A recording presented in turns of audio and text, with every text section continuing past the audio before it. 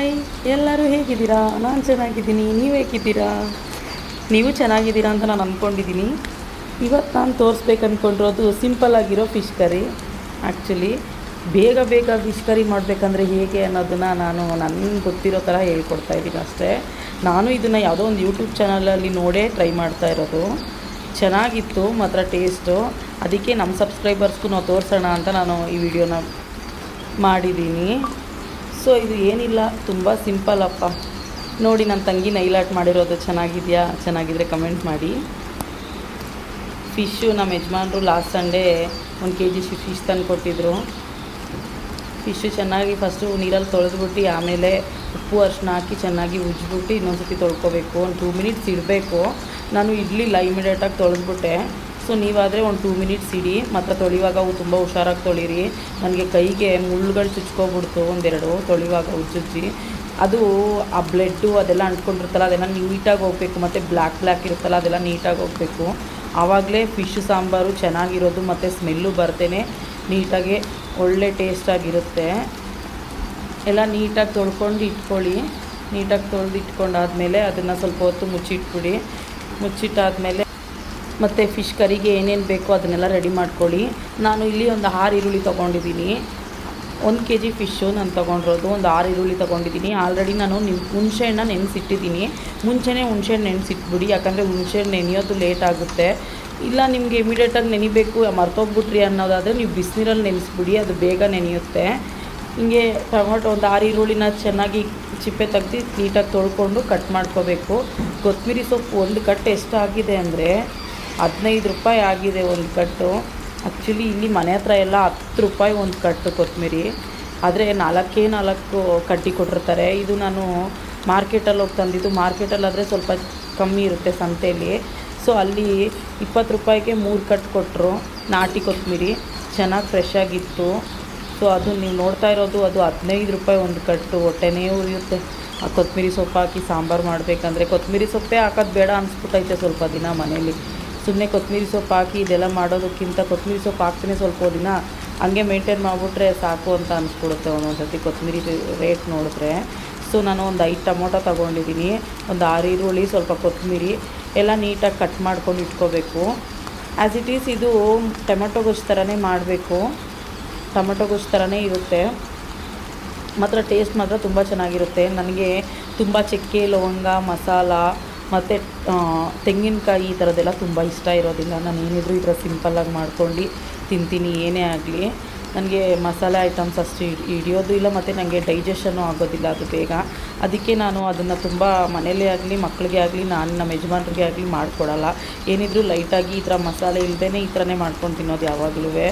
ಇದು ತುಂಬ ಚೆನ್ನಾಗಿತ್ತು. ಆ್ಯಕ್ಚುಲಿ ಇದು ನಾನು ಸೆಕೆಂಡ್ ಟೈಮ್ ಮಾಡ್ತಾ ಇರೋದು. ನಾನು ಫಸ್ಟ್ ಟೈಮ್ ಒಂದು ಸರ್ತಿ ಮಾಡಿದ್ದೆ, ಟೇಸ್ಟ್ ತುಂಬ ಚೆನ್ನಾಗಿತ್ತು. ಅದು ಒಂದಿನಕ್ಕೆ ಖಾಲಿ ಆಗಿಬಿಡುತ್ತೆ ಈ ಥರ ಮಾಡಿದ್ರೆ. ಮಕ್ಕಳು ಆಗಲಿ ನಮ್ಮ ಯಜಮಾನ್ರಾಗಲಿ ತುಂಬ ಇಷ್ಟಪಟ್ಟು ತಿಂತಾರೆ ಈ ಥರ ಮಾಡಿದ್ರೆ. ಸೊ ಅದಕ್ಕೆ ನಾನು ಇನ್ನೊಂದು ಸರ್ತಿ ಈ ಥರನೇ ಮಾಡೋಣ ಅಂತ ಮಾಡಿದೆ. ತುಂಬ ಚೆನ್ನಾಗಿತ್ತು ಟೇಸ್ಟು. ನೀವು ಕೂಡ ಟ್ರೈ ಮಾಡಿ. ನಿಮಗೆ ಚೆನ್ನಾಗಿದೆ ಅನ್ನಿಸಿದ್ರೆ ಕಮೆಂಟ್ ಮಾಡಿ. ಸೊ ಒಂದು 6 ಈರುಳ್ಳಿ, ಒಂದು 5 ಟೊಮೊಟೊ ತೊಗೊಂಡಿದ್ದೀನಿ. ಹುಣಸೆಹಣ್ಣು ಆಲ್ರೆಡಿ ನೆನೆಸ್ಕೊಂಡಿದ್ದೀನಿ, ನಿಮ್ಗೆ ಹೇಳಿದ್ದೀನಿ ಆಲ್ರೆಡಿ. ಮತ್ತು ಒಂದು ಕಡೆ ನಾನು ಮುದ್ದೆಗೂ ಇಟ್ಕೊಂಡಿದ್ದೀನಿ. ನಮ್ಮ ಮನೆಯವರು ಮುದ್ದೆ ಬೇಕು ಅಂತಂದರು. ಇದು ಅನ್ನಕ್ಕಾದರೆ ತುಂಬ ಚೆನ್ನಾಗಿರುತ್ತೆ. ನನಗೆ ಮುದ್ದೆಗೆ ಅಷ್ಟು ಇಷ್ಟ ಇಲ್ಲ. ಆದರೆ ನಮ್ಮ ಮನೆಯವ್ರಿಗೆ ಹಾಗಲಕಾಯಿ ಗೊಜ್ಜು ಜೊತೆ ಮುದ್ದೆ ಮಾಡಿಕೊಟ್ರು ತಿಂತಾರೆ. ಅವ್ರಿಗೆ ಮುದ್ದೆ ಅಂದರೆ ಅಷ್ಟು ಇಷ್ಟ. ಏನು ಮಾಡೋಕ್ಕಾಗಲ್ಲ, ನಾವು ಅಡ್ಜಸ್ಟ್ ಮಾಡ್ಕೋಬೇಕು. ನಾನು ಆ್ಯಕ್ಚುಲಿ ಇದರಲ್ಲಿ ಶುಂಠಿ ಬೆಳ್ಳುಳ್ಳಿ ಪೇಸ್ಟ್ ಹಾಕಿದ್ದೀನಿ. ಅದು ವಿಡಿಯೋ ಕ್ಲಿಪ್ಪು ಮಿಸ್ ಆಗಿದೆ ಆ್ಯಕ್ಚುಲಿ. ನೀವು ಶುಂಠಿ ಬೆಳ್ಳುಳ್ಳಿ ಪೇಸ್ಟ್ ಹಾಕ್ಕೊಳ್ಳಿ 1 ಸ್ಪೂನು. 1 kgಗೆ 1.5 ಸ್ಪೂನ್ ಆದರೆ ಸಾಕು. ನಮ್ಮಪ್ಪ ಮಾತ್ರ ತಿಂತಾಯಿದ್ರು ಡೈಲಿ, ನಾವು ಮಾತ್ರ ಮುಟ್ತಾನೇ ಇರಲಿಲ್ಲ. ಮದುವೆ ಆದಮೇಲೆ ಎಲ್ಲ ಕಲ್ತ್ಕೋಬೇಕಾಗುತ್ತೆ, ತಿನ್ನೋದೇ ಆಗಲಿ ಮಾಡೋದೇ ಆಗಲಿ. ಸೊ ಹಾಗೆ ನಂದು ಆಗಿರೋದು. ಇವ್ರು ಮುದ್ದೆ ತಿಂತಾರೆ, ಅವ್ರಿಗೆ ಇಷ್ಟಪಟ್ಟು ತಿಂತಾರೆ ಅಂತ ನಾನು ಮುದ್ದೆ ತಿನ್ನೋದು ಅಭ್ಯಾಸ ಮಾಡ್ಕೊಂಡು ಮಕ್ಳಿಗೂ ಅದೇ ಅಭ್ಯಾಸ ಮಾಡ್ತಾಯಿದ್ದೀನಿ. ಸೊ ನಾನು ನೋಡ್ತಾ ಇದ್ದೀರಲ್ಲ, ಸ್ವಲ್ಪ ಜೀರಿಗೆ, ಸ್ವಲ್ಪ ಸಾಸಿವೆ, ಅದು ಚೆನ್ನಾಗಿ ಫ್ರೈ ಆದಮೇಲೆ ಈರುಳ್ಳಿ ಹಾಕ್ಕೋಬೇಕು. ಸ್ವಲ್ಪ ಎಣ್ಣೆ ಹಾಕ್ಕೊಂಡು ಅದು ಸ್ವಲ್ಪ ಚೆನ್ನಾಗಿ ಫ್ರೈ ಆಗಬೇಕು.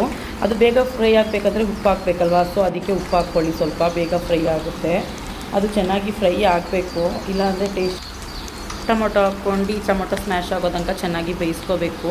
ಆ್ಯಕ್ಚುಲಿ ಈರುಳ್ಳಿ ಆದಮೇಲೆ ನಾನು ಶುಂಠಿ ಬೆಳ್ಳುಳ್ಳಿ ಪೇಸ್ಟ್ ಹಾಕಿದ್ದೀನಿ, ಹೇಳಿದ್ನಲ್ವ ನಿಮಗೆ.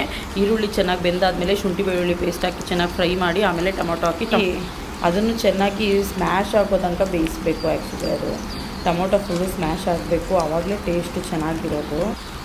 ಮತ್ತು ನಿಮ್ಮೂರ ಕಡೆ ಎಲ್ಲ ವೆದರ್ ಹೇಗಿದೆ?